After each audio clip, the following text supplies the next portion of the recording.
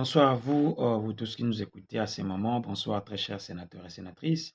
Nous sommes très heureux de vous retrouver une fois de plus pour notre nouveau numéro de magazine Info Sud officiel.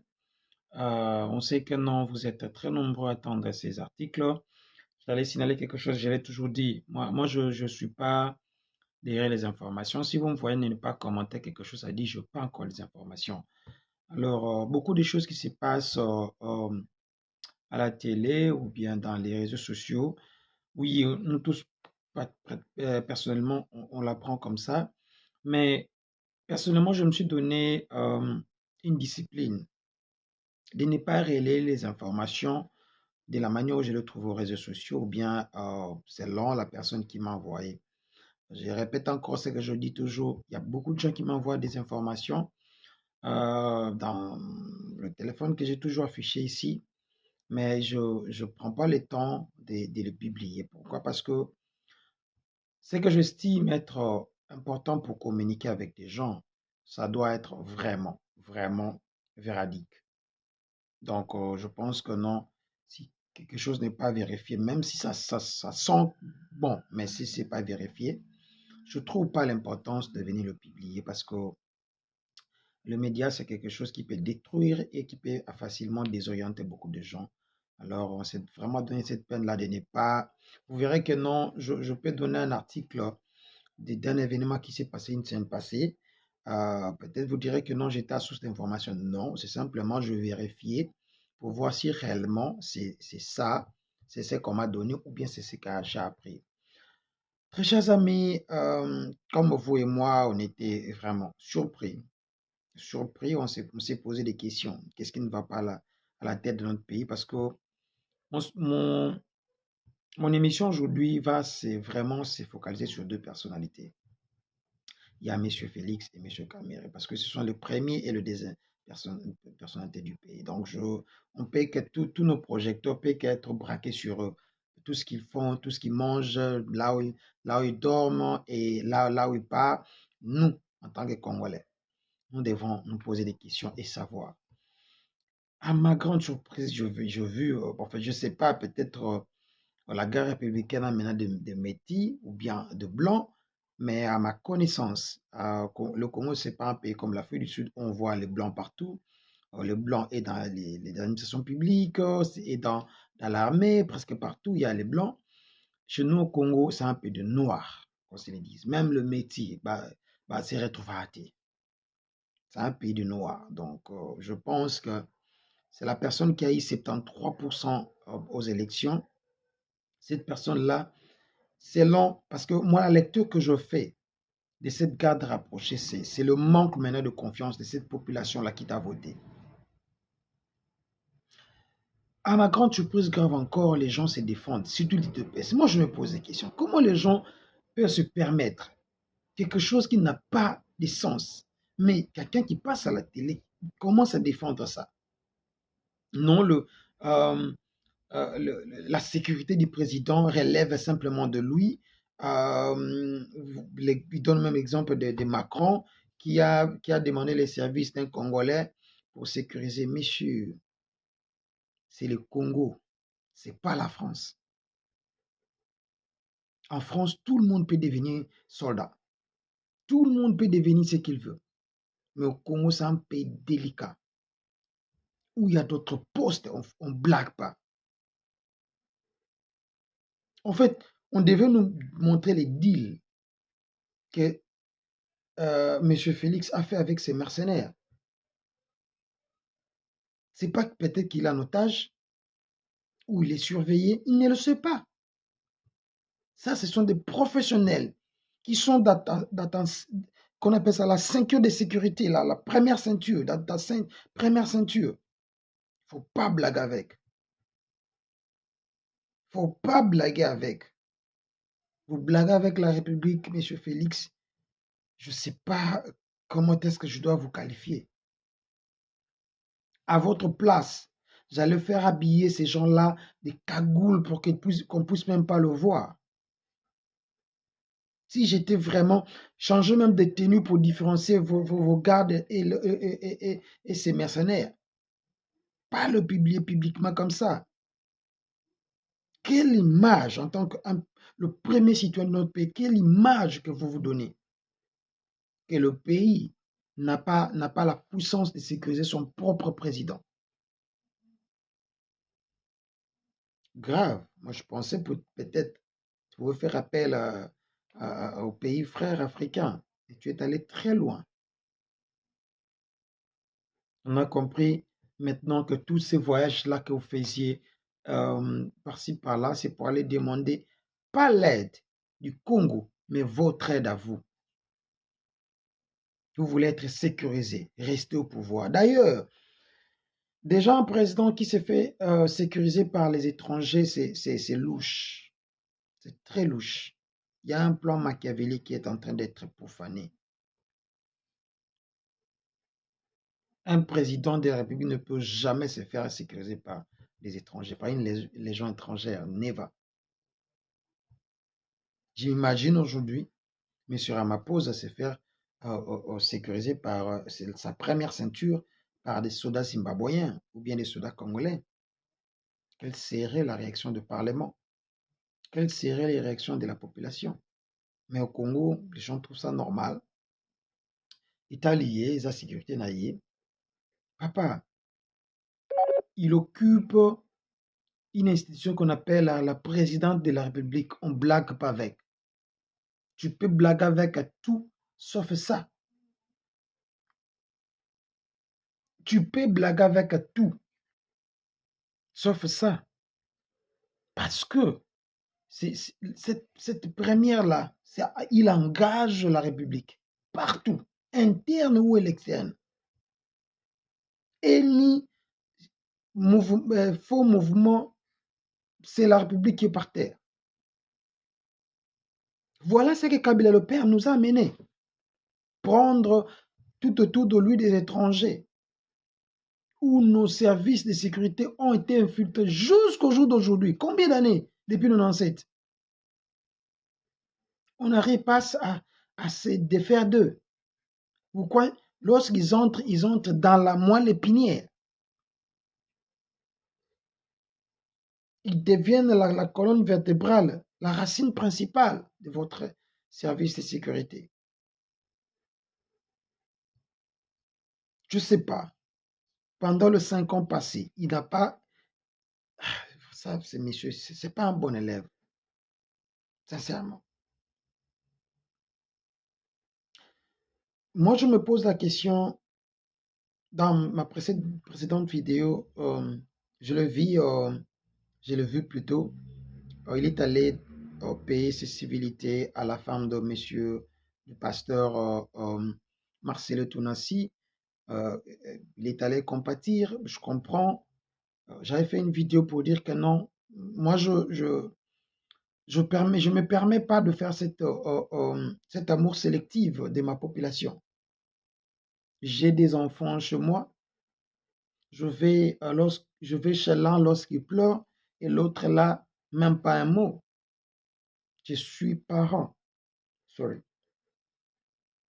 Je suis parent. Si je suis le numéro 1 de cette maison, même si j'ai un problème avec le deuxième, s'il a un problème, je vais aller le voir. Il est allé encore chez Papa Barouti, le défunt Papa Barouti. Mais pas un petit voyage à Goma. Même pas un mot pour les gens qui ont été massacrés à Goma. Et il y a des gens qui continuent à le soutenir. Il y a des gens qui continuent à le défendre. Dire que non, Moutoua Tondolo, Fatih Béton, tout ça, tout ça. Ça, c'est le numéro 1 de notre pays. Tolembati, je vous dis la vérité, jusqu'à ce que le monsieur va quitter notre pays. Tokolembati, nous n'allons pas nous fatiguer. Je viens du boulot, je suis très fatigué, je pourrais bien aller dormir. Mais je me suis dit non, je dois parler avec mes sénateurs et sénatrices.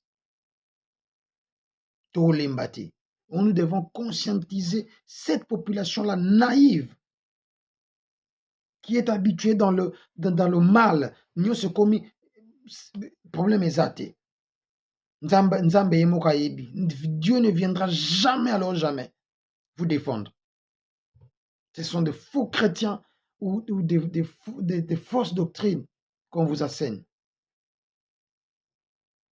Vous pensez que non, ces gens-là qui se battent n'ont pas Dieu. Dieu est simplement congolais. Quelle erreur! Quelle erreur! Dieu n'est pas congolais. Dieu est pour tout le monde. Ces évangiles-là, oh non, Nzamba alimbisayo, Nzambe yemoko yebi, c'est ce qui fait que nous puissions demeurer dans la pauvreté, croupir dans la pauvreté, et que nos politiciens blaguent avec nous jour et nuit. Parmi ceux-là qu'on doit non seulement lui interdire la politique pendant toute sa vie, ces femmes, je ne parle pas de sa femme, ces femmes, même ses précédentes femmes, tous ses enfants, famille, c'est M. Kamere. À peine nommé à la tête de l'Assemblée nationale. J'ai même donné comment on appelle ça, jeter de fleurs. C'est un monsieur intelligent. Mais depuis qu'il est marié à cette dame-là, le monsieur a développé un soif d'argent. Je ne sais même pas comment dire ça. Lui, il ne parle pas de 1000. Il ne parle pas de 100 000. Lui, il parle que des millions. Millions. À peine nommé, papa. À peine nommé. Il nous envoie un communiqué qu'il se déplace pour le Canada avec 22 personnes pour assister à une réunion de la francophonie. Parlons un peu de la francophonie, très chers amis. Qu'est-ce que la francophonie apporte dans notre pays? Malobo yo français, bélé, bélé, bélé. Qu'est-ce que ça apporte dans notre pays? Ça nous fait endormir. J'ai sillonné beaucoup de pays anglophones.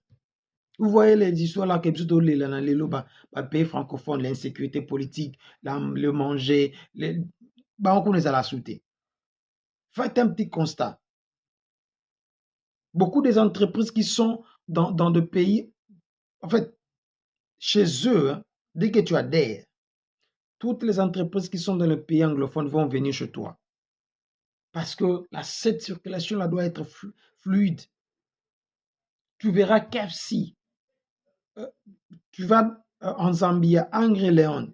Tu viens en Zimbabwe, Angry Leon, South Africa, KFC, McDo, Spar, Pick and Pay, ShopRite. Tu vas retrouver Woolworth, tu vas les retrouver.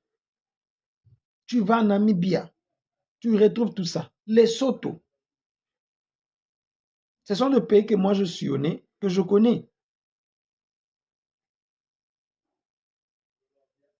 Mais qu'est-ce que la francophonie nous a amené? À part le pillage de nos minéraux, nous assujettir comme des esclaves, nous dire, nous dicter qu'est-ce que nous devons faire, qu'est-ce que nous devons manger, comment devons nous habiller, comment devons nous parler. Il ne faut pas dire lait à la place de là.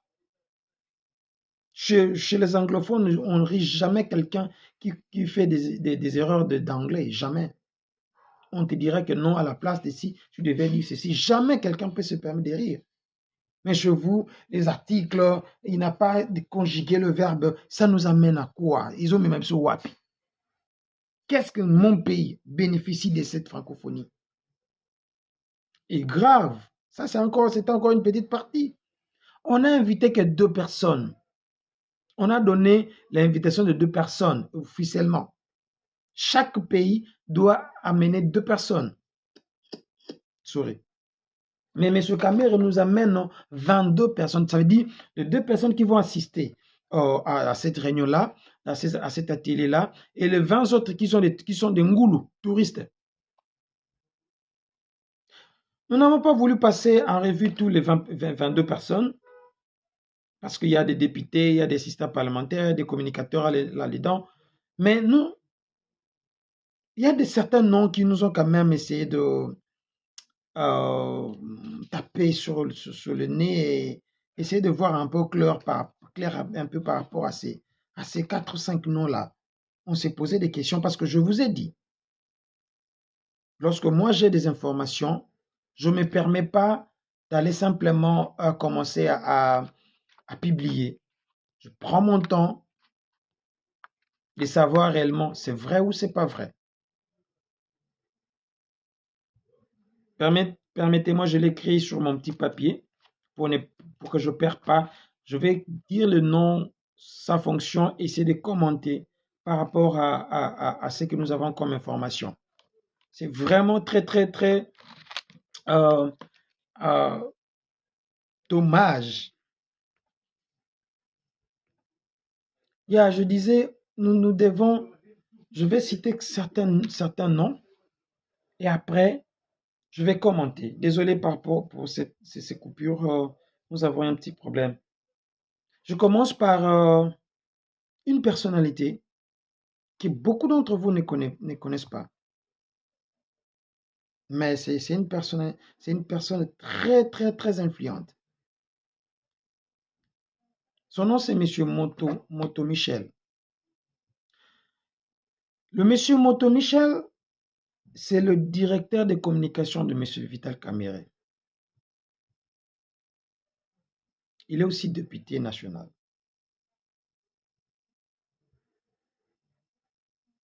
Ce monsieur-là a été élu plutôt sur la liste des UNC. En fait, M. Moto Michel, c'est l'homme à faire de M. Kamerhe. C'est la personne qui fait pratiquement beaucoup de choses. Si vous vous rappelez encore du fameux décès du juge pour le dossier du 100 jours, M. Michel était aussi cité parmi ces gens-là. C'est lui qui était l'instigateur de ce meurtre-là, que je ne confirme pas, mais il était cité parmi. Donc, c'est la main de maître de M. Kamerhe. Partout où vous verrez M. Kamerhe, M. Michel Moto est là. Un député national, ça se comprend qu'il puisse être dans cette mission, mais on se pose la question, pourquoi simplement lui et pas d'autres députés? Ça, c'est la première personne. Nous allons à la deuxième personne. Et M. Michel est numéro 8 sur la liste. Nous allons sur le numéro 13. M. Yves Okota. Beaucoup d'entre vous connaissent M. Yves. Les gens qui connaissent M. Kamerhe, ils connaissent M. Yves Okota. C'est l'ami personnel de M. Vital Kamerhe. Pourquoi simplement lui? Vous vous rappelez encore, je vous dis, les deux autres qui vont assister à l'Assemblée générale et le 20 touristes. Je vais vous citer les touristes. La troisième personnalité, numéro 16. Nous venons de citer le numéro 13. Nous allons maintenant le numéro 16. Daniel Massaro. Ce nom-là est connu de tout le monde. Daniel Massaro. Après un procès, avec une prison, entre parenthèses, je ne sais même pas comment qualifier ça parce que moi, je ne me permets pas. Il y a beaucoup, vous verrez mes vidéos, je n'aime pas insulter ou carrément qualifier les gens. Mais vous savez ce qui s'est passé avec Daniel Massaro. Au niveau du juge, prison, sortie blanchie, il est maintenant libre. Il est comme Joseph. De la prison, c'est comme son mentor. De la prison à l'Assemblée nationale comme président de l'Assemblée. De la prison au Canada. Daniel Massaro, le neveu aimé de M. Kamerhe. Il y a encore un autre dossier qui arrive bientôt là où M. Kamerhe demande le passeport diplomatique pour tous ses enfants, y compris les enfants de Jibin Piana. Et dès qu'on a à milingité, dans conclure le dossier Nessima. C'était le numéro 16, M. Massaro. Nous allons au numéro 20. Monsieur le numéro 20, c'est Kara Zokara. Il est le chef de la cellule de communication de M. Kamerhe. Là, les gens que je cite, ce n'est pas des députés. Ce sont des gens qui sont dans le bureau de M. Caméré. Le chef de communication, cette délégation-là qui part, entre parenthèses, l'Assemblée, le frais, ça sera de l'Assemblée. Je vais vous donner le budget après. Le frais, ça sera à l'Assemblée qui va payer. Mais il n'y a pas le caméraman de l'Assemblée. Les journalistes qui sont rachetés à l'Assemblée, ils ne sont pas là-bas dans cette délégation. Donc, lui prend, c'est simplement ses amis à lui, ses connaissances et relations. Numéro 20, comme je vous ai dit, M. Kara Zokara. C'est le chef des cellules de communication de M. Caméré privé. Et grave, c'est le numéro 22. Nous allons arriver. Elle s'est fait appeler Madame Wangata. Madame Wangata, c'est une assistante parlementaire. Papa, depuis quand assistante parlementaire ou assistant en général parlementaire, il voyage dans une mission officielle? Depuis quand? Son titulaire député, Azo Sigé. Pour elle, il y a ceux qui se disent, je ne confirme pas, comme j'ai toujours dit, moi je ne confirme pas des choses que je ne connais pas. Que celle-là, son travail, ce n'est pas pendant la journée. Son travail, ce sera plus pendant la nuit. Pour les gens qui sont matures, savent, comprennent de quoi est-ce que je parle. Et nous avons oublié un numéro très important, c'est le numéro 17. Tout le monde connaît M. Njoli, c'est le deuxième vice-président le premier vice-président plutôt de l'Assemblée nationale. À notre grande surprise, parce que M. Njoli est l'ami vraiment très proche de M. Caméré. Et M. Njoli a fait bloc avec M. Caméré pour combattre Mbosso. Parce que le bureau présentement là, c'est Caméré le président, le premier vice-président Njoli, et le deuxième c'est M. Mbosso. Alors les deux là ont fait bloc pour essayer d'écarter Mbosso. C'est pour cela vous verrez que non, Njoli n'est pas parti, mais il a envoyé maintenant son fils, numéro 17, qui répond au nom de Essenga Njoli. Les amis, club des amis, des copines, Boyatolia. Est-ce que ce comportement ici de M. Caméré, Azalé n'a autant Kabila Zaki président? Non. Moi, je le connais en 2006, M. Caméré. Il n'était pas comme ça. C'est pour cela que je vous ai toujours dit, il n'y a pas un mauvais troupe, il n'y a qu'un mauvais chef. Lorsque nous avons un mauvais chef à la tête du pays, tout ça va passer. Maintenant, pour clore tout, parlons du budget. Mais je vais revenir sur Caméré, ne vous en faites pas. Le budget est de je voulais dire ça en anglais, 1.5 million. 1,5 million pour 10 jours. Yeah. Même on a peine à ce qui. 1,5 million pour 10 jours. La vraie Assemblée nationale.